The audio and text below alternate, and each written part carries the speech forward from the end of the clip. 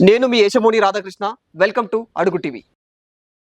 అవును. ఒకప్పుడు మొత్తం అంటే విలువలతో కూడినటువంటి విద్య దొరికేది. అవును. ప్రజెంట్‌గా మొత్తం కమర్షియల్ అయిపోయింది. ఈ కమర్షియల్ విద్య పట్ల అంటే ఎవరైతే పేరెంట్స్ స్టూడెంట్స్ చదివించాలనుకుంటున్నారో అవును.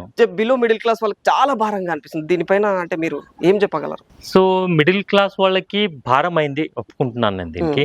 సో, భారం ఎక్కడవుతుంది అంటే కార్పొరేట్ విద్యా వ్యవస్థలో మాత్రమే విద్యార్థులకు చాలా భారమవుతుంది. హ్మ్. సో, ప్రతి తల్లిదండ్రులు ఎంతసేపు ఏం ఆలోచిస్తున్నారంటే, మా పిల్లాడు కార్పొరేట్‌లో చదువుకుంటేనే బాగవుతాడేమో అనేటటువంటి ఒక కాన్సెప్ట్ వచ్చింది. హ్మ్. హ్మ్. నిజానికి కార్పొరేట్ కంటే కూడా టౌన్‌లలో ఉన్నటువంటివి నార్మల్‌గా ఉన్న కళాశాలల్లో కూడా మంచి మంచి లెక్చరర్స్ ఉన్నారు. ఉన్నారు. వాళ్ళు కూడా బాగానే చెప్తారు. కానీ ఆ నమ్మకం ఏమైంది అంటే కేవలం వాళ్ళు మాత్రమే బాగా చెప్తారనే కాన్సెప్ట్ మాత్రమే డెవలప్ అయింది అంతే. హ్మ్. హ్మ్. సో, నార్మల్ కాలేజీల్లో వేసిన విద్యార్థులు తప్పకుండా బాగా చదువుతారు. కార్పొరేట్ వ్యవస్థనే అవసరం లేదు మనకి. అంటే కార్పొరేట్ ఉన్నప్పటికీ ఎలాంటి మార్పులు చేర్పులు చేస్తే బిలో మిడిల్ క్లాస్ వాళ్ళకి కూడా యూజ్‌ఫుల్‌గా ఉంటుంది?